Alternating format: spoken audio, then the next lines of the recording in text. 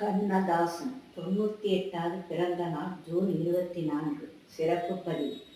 புவியரசாய் பிறந்து கவியரசாய் வளர்ந்து கவிதையாய் மலர்ந்து புகழ்மணக்க வாழ்ந்து நான் நிரந்தரமானவன் அழிவதில்லை என்ற அவரின் வார்த்தைக்கு ஏற்ப மக்கள் மனங்களில் இன்றும் தம்முடைய பாடல்களால் வாழ்ந்து கொண்டிருப்பவர் கவிஞர். தோன்றில் புகழோடு தோன்றுக வள்ளுவர் வாக்கிற்கேற்ப தோன்றிய கவிஞர் தான் கண்ட இயற்கை காட்சிகள், படித்தவை, கேட்டவை, அனுபவம், ரசித்தவை இவைகளை கற்பனை வளத்துடன் ஆழ்ந்த புலமையுடன் எந்தெந்த இடத்தில் என்னென்ன சொற்கள் என்று மிகச் சரியாக பொருத்தி விடுவதில் கவிஞர் வல்லவர். அவருக்கு இறைவனே ஒரு வரமாய் பல பக்தி பாடல்களில் எழுதும் வாய்ப்பு அவருக்கு கிடைத்தது. தனி பாடல்களும் உண்டு. முதலில் விநாயக பெருமான் தனிப்பாடல். பிள்ளையார்பட்டியில் வீட்டிற்கும் முதல் கடவுள். அற்புத கீர்த்தி வேண்டி ஆனந்த வாழ்க்கை வேண்டி இறுதி வரி கற்பக மூர்த்தி போற்றி என முடிக்கிறார். திருவிளையாடல். காரைக்கால் அம்மையார், கந்தன் கருணை, திருவருட் செல்வம், ஆதிபராசக்தி, பட்டிக்காரா பட்டணமா, திருமால் பெருமை இப்படி பல படங்களில் இறைவனை போற்றி பாடுகிறார். தமிழில் ஒரு வரி உண்டு, சுருங்கச் சொல்லி விளங்க வைத்தல். அதுபோல் இவர் பாடிய பாடல்கள். இவருக்கு கண்ணன் மேல் மிகுந்த அன்பும் பக்தியும். ஆனால் இவர் தமிழ் மீது எல்லா கடவுளுக்கும் ஆசை. எந்த கடவுளை பற்றி பாடினாலும் அந்த கடவுள் இவர் முன்பு தோன்றி விடுவார் போல். முதலில் அம்மையப்பன். படம் திருவிளையாடல். ஒன்றானவன் உருவில் இரண்டானவன்.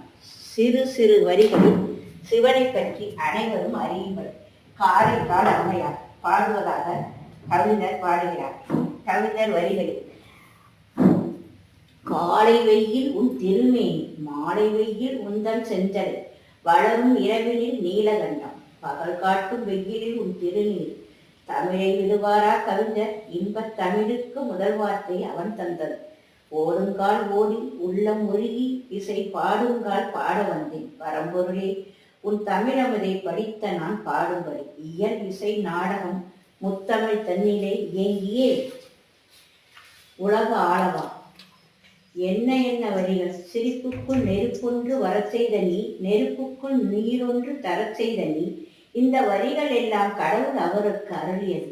அதன் வாயிலாக நாம் பெற்ற வரம் பாசம். உலகம் பிறந்ததும் எனக்காக பாடலில் காற்றில் மிதக்கும் ஒலிகளிலே, கடலில் தவழும் அலைகளிலே இறைவன் இருப்பதை நான் அறிவேன், என்னை அவனே தான் அறிவான். தனிப்பாடலில் சிவனை பற்றி கூறும் கவிஞர் இப்பாடல் இன்றுதான் கேட்கிறேன். கங்கை உன் சடையில், மங்கை உன் உடலிலே, காமனை ஏன் எரித்தாய்? காஞ்சி காமாட்சி நல்ல அறமெல்லாம் செய்ய நீ கையில் ஏன் ஓர் எடுத்தாய்?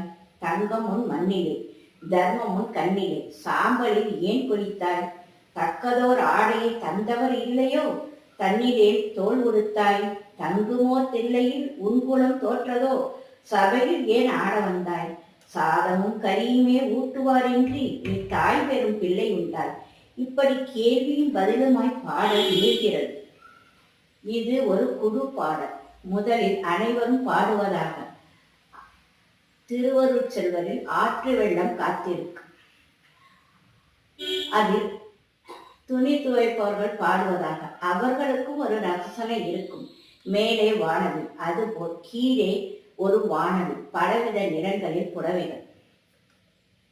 இப்பாடலில் திருக்குறிப்பு தொண்டர் மட்டும் தனியாக பாடுவது போல் சில வரிகள். சிவன் மீது அளவிலா பக்தி கொண்ட நாயனார். அவர் பாடும்போது கந்தையிலே அழுக்கிருந்தா கசக்கி எடுத்து விடு வெள்ளையப்பா, உன் சிந்தையிலே அழுக்கிருந்தா சிவனடியை நாடிவிடு. உயிரே அழுக்கு துணி, உவர்மண்ணே நம் பிறப்பு. பூவுலக வாழ்க்கையிலே என்றும் பொல்லாத கல்லினிலே மோதி அடிக்கையிலே முற்றும் கசக்கையிலே ஆதிசிவன் என்னும் ஆற்றில் வரும் வெள்ளத்திலே அழுக்கெல்லாம் வெளுக்குதடா வெள்ளையப்பா, அவன் அருள் என்னும் நிழல்தனிலே இந்த உயிரெல்லாம் வாழ்தடா வெள்ளையப்பா. பஞ்சிலே நூலை வைத்தான், நூலினிலே ஆடை வைத்தான், ஆடையிலே மானம் வைத்தான், அந்த மானத்திலே உயிரை வைத்தான்.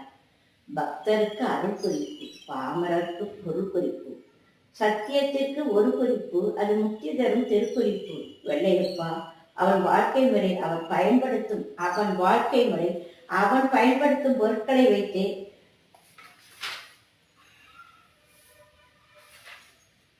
பாட வைக்கிறார். அவன் பயன்படுத்தும் பொருட்களை வைத்து அந்த பாடல் நிறைவு பெறுகிறது. ஒரு பாடல் மற்றும் இசைத்தமிழ் நீ செய்த அருந்தாதனை பாடலில் சிவனுக்கு தமிழை அன்னையாக்குகிறார். அன்னை தமிழுக்கு பயனேந்தால் உனக்கின்றி எனக்கில்லை.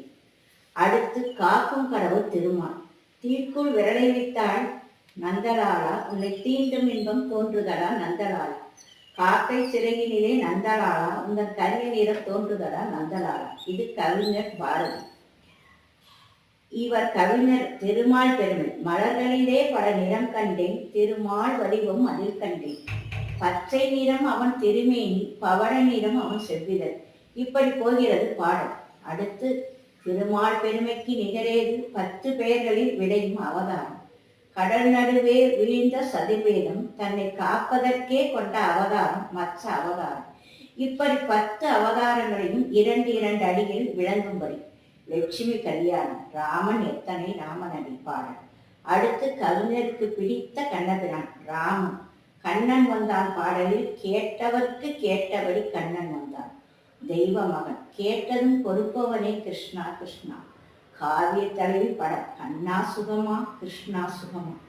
கிருஷ்ணகான். புல்லாங்குரல் கொடுத்த மூங்கில்களை ஆயப்பாடி மாளிகையில். இது போல் மொத்தம் 7 பாடல்கள். திருப்பதி சென்று திரும்பி வந்தால் ஒரு திருப்பம் இருக்குமடா. அடுத்து நம் தமிழ் கடவுள் முருகன்.